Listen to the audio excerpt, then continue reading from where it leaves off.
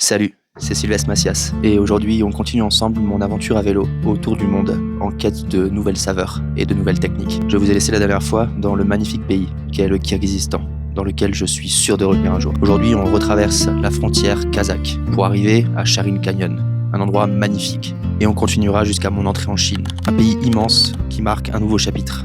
Pays qui représente un nouveau monde et une nouvelle découverte culinaire. En attendant cette arrivée, je suis en train de passer la frontière kirghiz-kazakh. Allez, en selle. Je viens de passer la frontière kirghiz-kazakh du côté de Karkara. Bon, ça a pris quasiment 1 heure au final, alors que du côté Bishkek c'était fait en 30 minutes, les deux frontières pliées, d'une efficacité redoutable. Là c'était un peu plus long et ça a laissé le temps à un ciel bien menaçant de m'attraper.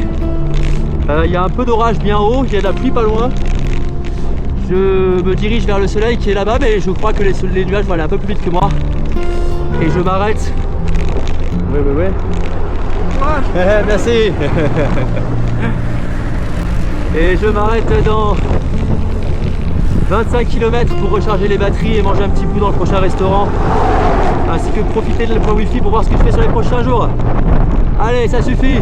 Bam, on y va. Et bam, je suis sorti du nuage. Un joli petit coucher de soleil kazakh. C'est marrant comment en 30 km, même avant en fait, à partir de la frontière, bam, le décor il change radicalement et immédiatement. On a les petits cimetières à droite. Alors c'est marrant, les cimetières kazakhs, on voit qu'ils ont de la place. Kirghizistan, ça y ressemblait beaucoup aussi. Ils construisent des vrais bâtiments. Il y a des beaux mausolées. Du coup, et on voit qu'ils ont de quoi faire avec de la pierre et avec l'espace. Par contre, un fait assez intéressant aussi, ils sont jamais. Enfin, c'est une culture très différente de la nôtre, où nous, on a quand même eu, en tout cas pour longtemps, pour habitude, d'avoir les cimetières autour de l'église. Donc, assez souvent au milieu du village. Ici, c'est l'inverse. Ils sont toujours assez excentrés. Et on a même vu les premiers cimetières que j'ai vus après Aktao. C'était des cimetières qui étaient à 15 km de toute habitation. Vraiment au milieu de nulle part. Et le cas n'était pas isolé. Que tu fasses un bout de route comme ça où il n'y avait rien. Et tout d'un coup, pouf, un cimetière. Enfin voilà. C'est beau. C'est beau et je vais m'arrêter de rouler très bientôt. Pour la simple et bonne raison que je n'ai plus de lumière avant. J'ai que je m'arrête là. Ça donne envie. Je pousse un petit peu. Non, j'arrête là. Ouais, j'arrête là. Allez hop. Allez hop. On arrête. J'ai plus de lumière. Elle est plus. Le câble qui était relié à mon moyeu avant est arraché. Donc déjà que mon moyeu était en fin de vie, alors là ça marche plus du tout. What, t'es mort.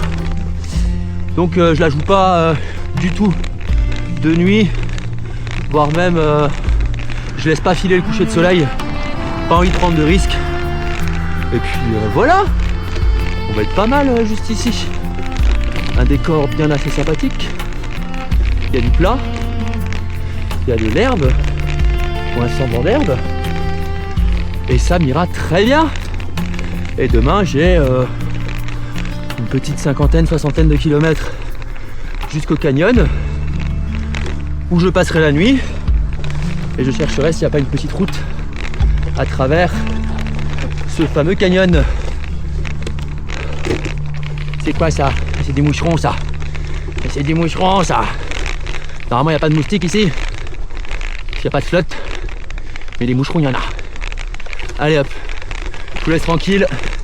C'est les derniers instants de mon jour 202 de ma route pour aller travailler au Japon. C'est vraiment impressionnant la différence entre là une quarantaine de kilomètres entre le Kirghizistan et le Kazakhstan. C'est comme si l'eau et les rivières avaient boudé ce côté de la frontière. Et tout est jaune, il n'y a pas un sapin, contrairement à l'autre côté. C'est sec. C'est impressionnant comment comment le climat et le décor peuvent changer en une frontière. Et un brusque changement de décor, de la chaleur kazakh à la neige japonaise, ou du moins ce qui en reste en cette fin de saison, pour vous raconter une petite histoire que je n'ai pas filmée au moment des faits. C'était une petite altercation avec des camions, grossièrement au moment où je vous cale cette vidéo. Alors en fait, j'étais sur une route en travaux, sur une assez belle portion, et il y a une portion où, sur le bord de la route, il y avait de la caillasse, mais de la caillasse à tel point que je perdais l'équilibre avec mon vélo chargé. Enfin bref, c'était un petit peu compliqué de rouler sur le côté, donc je me suis mis là où il y avait les traces des voitures, au milieu de la route, où les cailloux étaient dégagés sur les côtés. Et puis au bout de quelques centaines de mètres, j'entends du gros coup de klaxon. Je comprends que c'est un camion. Ce que je comprends pas, c'est à la vitesse à laquelle il arrive. Donc je fais en sorte de me serrer sans aller sur les cailloux. Et puis là, il y a un camion qui passe en s'écartant très légèrement, et quand il revient sur ses traces, il roule tellement vite qu'il est en drift, le mec. Enfin, ouais, un 20 tonnes en drift, ça fait un peu bizarre. Je pense qu'il devait rouler à 70 km/h facile sur un terrain assez caillouteux. Déjà, je me dis quel gros connard. Et puis après ça, j'entends un autre coup de klaxon, le même, donc je comprends que ça va être grossièrement le même schéma. Je m'arrête, je me mets sur le bord, et un autre camion qui passe à toute berzingue. Ils sont vraiment un peu cons, les garçons. Je continue un petit kilomètre et les deux camions sont arrêtés au bord de la route. Moi je me dis qu'ils sont en train de papoter, je sais pas pourquoi ils se sont arrêtés. Je leur fais signe, les gars, vous êtes un peu tarés quoi. Et puis je continue ma route. Quelques centaines de mètres plus tard, donc les mecs sont remontés assez rapidement dans leur camion. Le premier camion repasse devant moi et il fait exprès de se mettre sur le bas-côté. Vraiment, c'était une manipulation qu'il n'avait absolument pas besoin de faire. Il se met sur le bas-côté, ce qui fait que je me bouffe tout le sable qu'il lève en pleine gueule. Je suis en mode vas-y, enfin vraiment, espèce de connard quoi. Bon, je lève un doigt, je l'insulte, bref. Le deuxième camion passe devant moi, et puis là il ralentit, il met les warnings, il serre sur la droite de la route. Enfin bref, tout ça jusqu'à ce que j'ai l'obligation de m'arrêter grossièrement, parce que j'allais pas le déplacer, il allait refaire exactement la même chose. Le mec descend de son camion, et puis là il commence à péter un câble en russe. Bah moi je commence à péter un câble en français, hein, si déjà on parle dans nos langues maternelles. Autant s'en donner à cœur joie. Et puis jusqu'à ce que voilà, enfin, le mec il me dit ouais faut rouler sur le côté. Je lui fais comprendre avec le pied que le bas côté, ou en tout cas la caillasse qui y était, c'est impossible pour moi d'y rouler.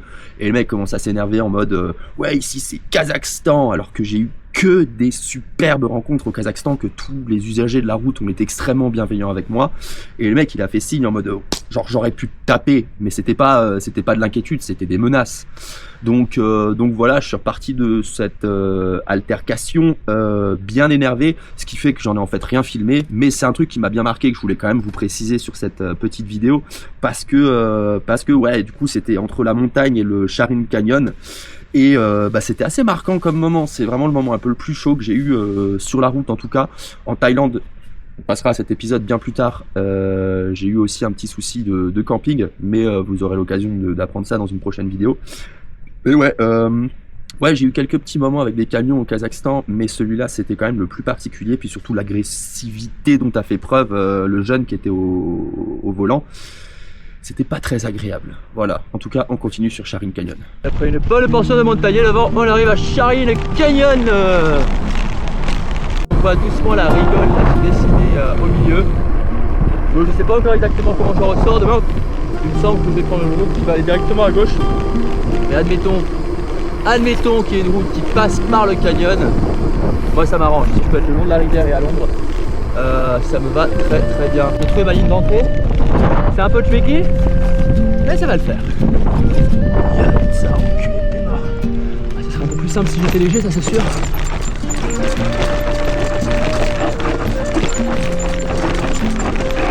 Ouais, ça va. On va tomber, c'est sûr. Ça va. J'ai le rétro qui mange la tête. On va faire ça parce que c'est le bonbon.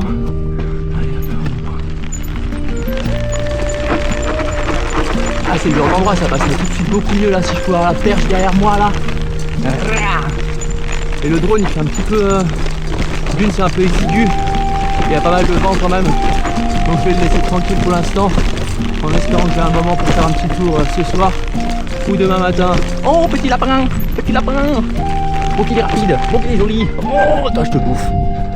Là je m'arrête, tu t'arrêtes pas là, c'est quoi cet esprit de pas froid là? Imagine là, je te tire. Ouais, t'as compris, je peux rien faire. C'est pas grave.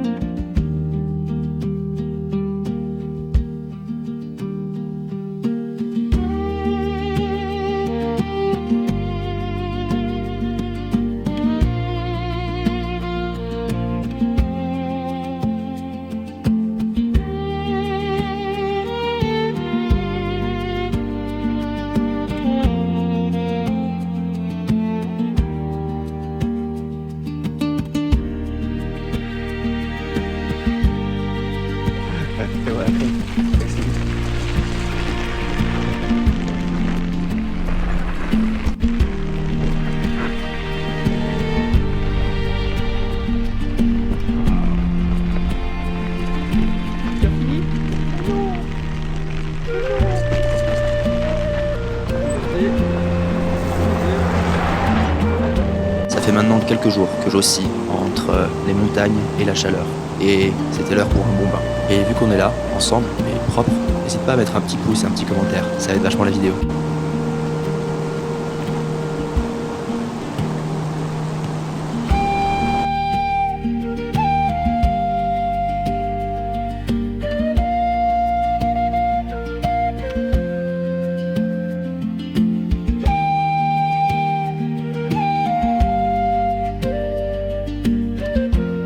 Ce soir-là, au moment de poser ma tente, je fais la rencontre de deux frères kazakhs, Borgam et Artem. Ils sont accompagnés de Andrew, un Hongkongais à qui ils font découvrir la région. Ils m'alpaguent pour me proposer de l'eau et finissent par m'inviter à profiter d'un barbecue avec eux. Je ne pouvais refuser cette opportunité.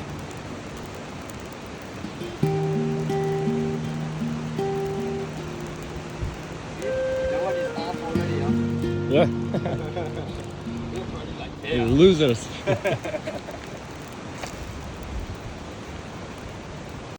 On a passé ensemble une magnifique soirée autour du feu. Le lendemain matin, on profite encore de quelques heures ensemble et on finit sur un délicieux petit déjeuner. Une merveilleuse rencontre. Je viens de quitter Borgan, Artem je crois, son frère, pardon pour l'éventuel massacre de prénoms, et Andrew, avec qui j'ai passé une excellente soirée hier. On s'est dit bonjour, ils m'ont proposé de l'eau, puis ils m'ont vite proposé de venir manger un barbecue avec eux. Et de tout ça, on a suivi une très sympathique soirée en bonne compagnie. Ok, je suis sorti du canyon, j'ai dit une dernière fois au revoir à mes super collègues hier soir. Franchement, j'ai passé un excellent moment avec eux. C'était ravigorant comme rencontre. C'est des Kazakhs, Russes, Kazakhs, qui ont vécu aussi un petit peu en Angleterre, un petit peu aux États-Unis pour leurs études. Donc on a pu échanger beaucoup, on a passé vraiment une soirée à papoter de tout, de rien, on s'est fait un petit peu, on s'est fait un barbecue. Waouh! Ah ma cuillère! Oh ma cuillère! Et ouais, vraiment c'était une super rencontre. Une superbe rencontre, j'espère qu'on gardera le contact. Eux travaillent dans une agence de ont une mini-agence de voyage, de tourisme au Kazakhstan. On va l'arranger un petit peu mieux, hein, histoire qu'on ne la refasse pas une deuxième fois. Et voilà, ils étaient adorables. Le touriste qui était avec eux, Andrew de Hong Kong, était également adorable, un petit peu cycliste. Donc voilà, c'était vraiment une soirée en très bonne compagnie. Et puis on est reparti, et là j'ai quelques 20 km de cette piste qui, je l'espère, me mènera là où ma route me dit qu'elle me mènera.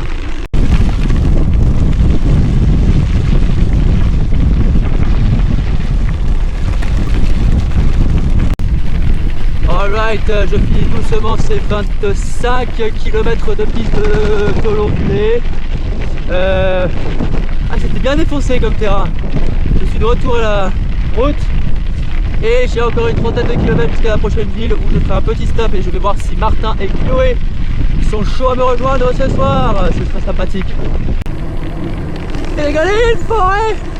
Putain, je pensais que ce serait complètement désert jusqu'au bout. Et il y a une forêt quoi! Génial! Alors par contre c'est une très belle descente donc tu ne peux absolument pas profiter parce que si je me laisse partir, les gars moi c'est à l'état de la route. Bordel! S'il y a bien une chose qui va pas me manquer du Kazakhstan, c'est le vent hein. Waouh! Ah il est constant, il est violent. Je sais pas si on s'en rend correctement compte avec les petits arbustes à droite là.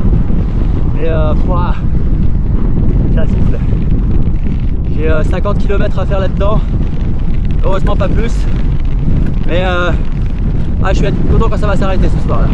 Moi c'est ces enfoirés de drapeaux qui font les marioles là, fièrement dressés. Ouais, je te retiens là.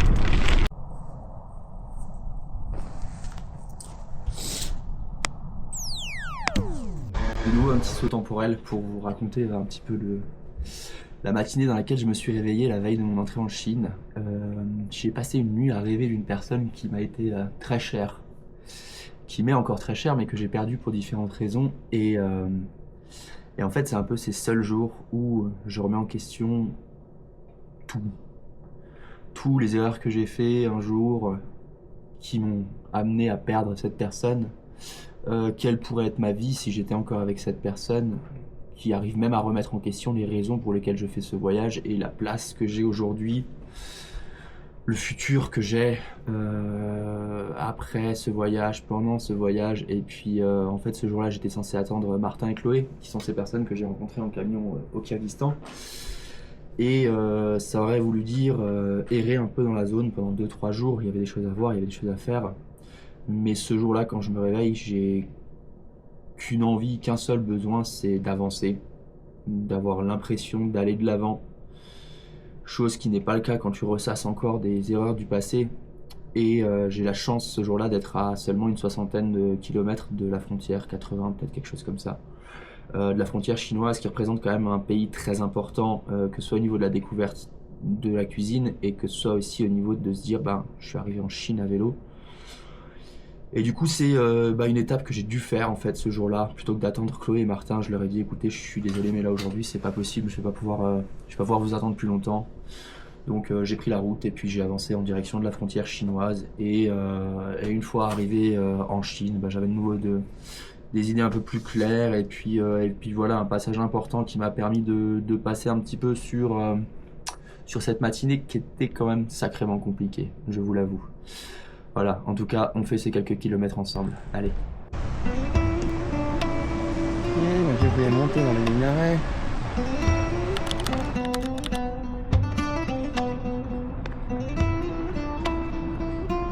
J'ai une visite de mosquée à moi tout seul. Mosquée chinoise, tiens. C'est une première.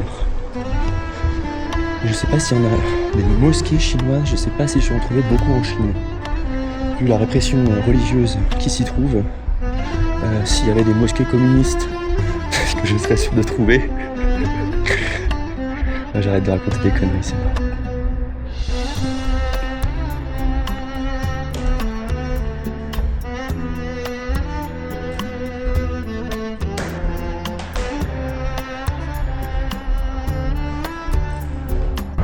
Je m'estime bien chanceux aujourd'hui, bien qu'il fasse 45 degrés. Là sur mes 30 km à venir, si ça reste comme ça, j'ai une route qui laisse l'occasion aux arbres de me caresser d'un petit peu d'ombre.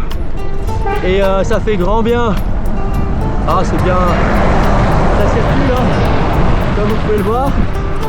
Il y a déjà un camion qui m'a insulté ce matin. Juste d'être sur sa route hein, parce que j'étais grossièrement positionné au même endroit que maintenant. Il m'a klaxonné. Là sur un truc de bus, j'ai ralenti, je me suis tourné.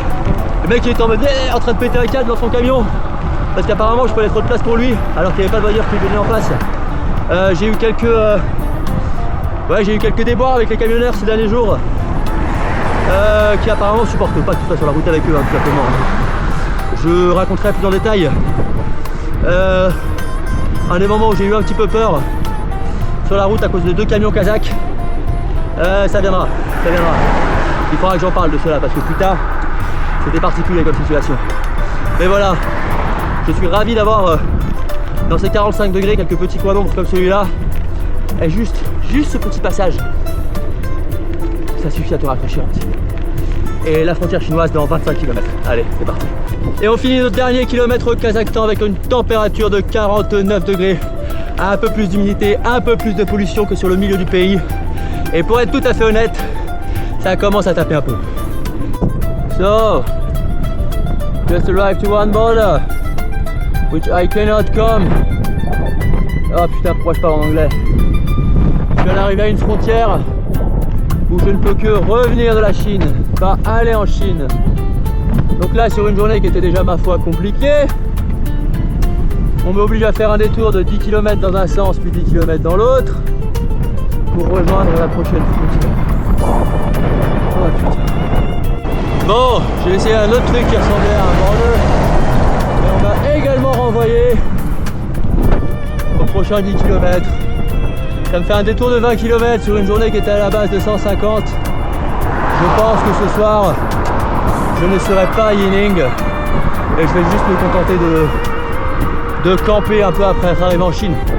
Parce que je suis déjà assez crevé là, entre la chaleur, le vent, enfin bref, ça casse un peu la gueule quand même.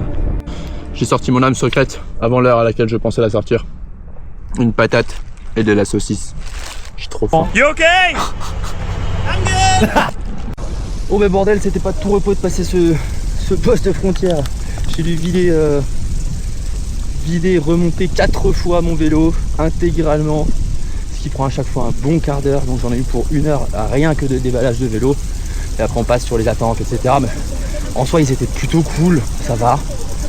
On m'a fait jeter tout ce qui était, tous les légumes crus que j'avais malheureusement, surtout mon ail, je suis triste pour mon ail. Mais ouais, ah, j'en ai marre de vider mon vélo là. J'y arriverai jamais à la ville ce soir, je vais me poser quelque part, on verra. J'ai encore quelques kilomètres à faire. Allez, à toutes. C'est mon arrivée en Chine, et vous savez quoi? J'ai fait des bêtises. Je le savais, j'y étais préparé, mais pour payer en Chine, il faut des applications que j'avais déjà installées, mais pas totalement. Donc le jour où je me suis retrouvé à devoir payer avec, il fallait en fait que je vérifie mon identité. L'authentification prend 24 heures, donc pendant 24 heures, j'ai rien pu acheter. Je me suis fait dépanner une bouteille d'eau, j'étais déjà bien content, et ça a été disette jusqu'à ce que la vérification soit terminée. Après ça, j'arrive à Yining avec des sous et je me claque le ventre.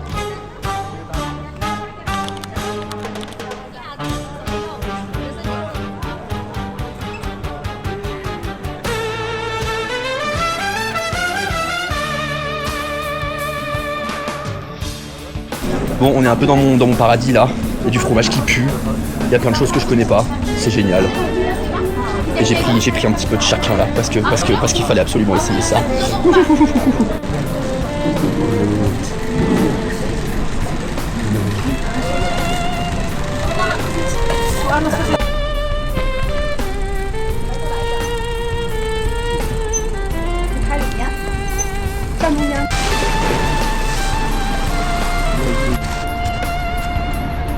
J'ai une semaine dans la ville.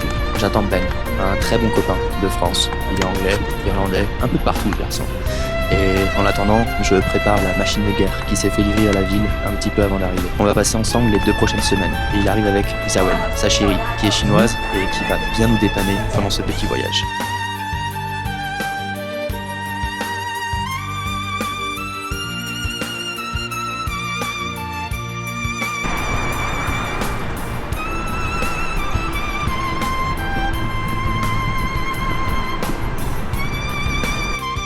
Coucou.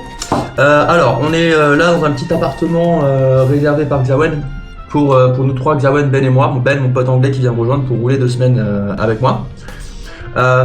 Et je voulais vous présenter ce petit trésor que j'ai acheté au marché l'autre jour.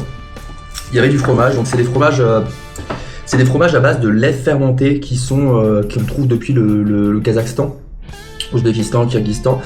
C'est vachement acide quand c'est neuf, quand ça vient d'être fait. J'ai pas particulièrement aimé la première fois que j'ai goûté parce que c'était très frais et c'était très acide. Je savais pas si je mangeais un truc sucré ou pas, enfin j'ai été assez surpris.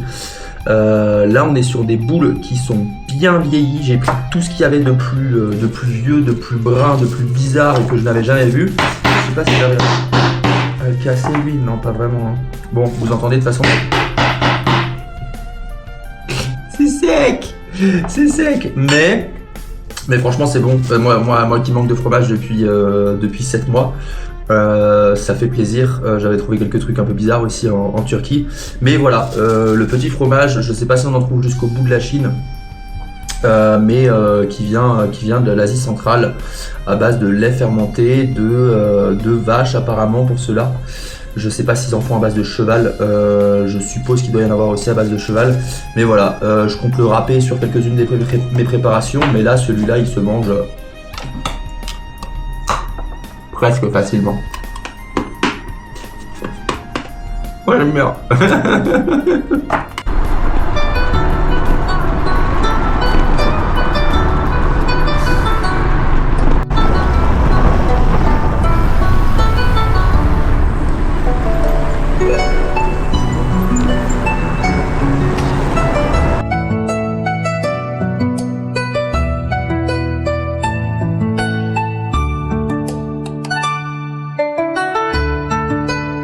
C'est la session sport du soir. Monter l'escalier, l'écouter. C'est mon petit Jeannot.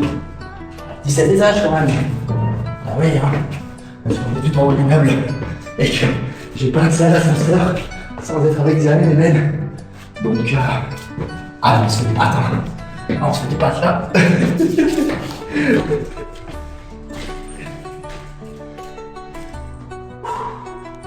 Voilà.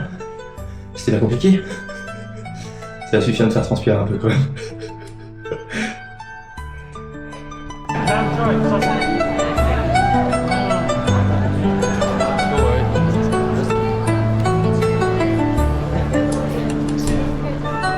Et ça y est, Ben et Xawen m'ont rejoint. Je les amène dans les petits endroits sympas que j'ai découverts sur ces derniers jours. Et on se fait plaisir. On passe une dernière nuit sur la ville à profiter un petit peu et à se préparer pour la route qui nous attend ces prochains jours. Ce soir-là, on profite de la ville. Un petit coucher de soleil après s'être battu avec les vélos électriques en location sur la ville. Et on part se balader le long de la rivière. On s'en rend pas compte, mais ce coucher de soleil est à 22h30. Toutes les heures sont calées sur celle de la capitale, Beijing, qui est à 5000 km à l'est, donc à l'ouest du pays. Le soleil se couche à 22h30 et se relève vers 7h30, 8h. Ça se ressent un petit peu sur le rythme. Le soleil se couche super tard, donc toi avec. L'avantage dans tout ça, c'est que tu peux profiter du lever de soleil à 8h le matin.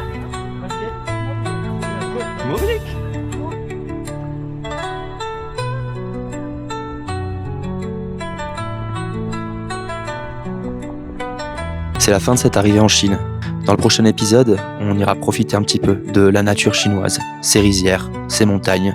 Avec Ben, on se lance pour la Duku Highway, une route mythique montagneuse. En attendant, je te laisse mettre un petit pouce et un petit commentaire. Déjà merci si t'es arrivé jusqu'ici, et on se retrouve pour cette deuxième partie de la Chine. Allez, à très vite. Ciao, bisous.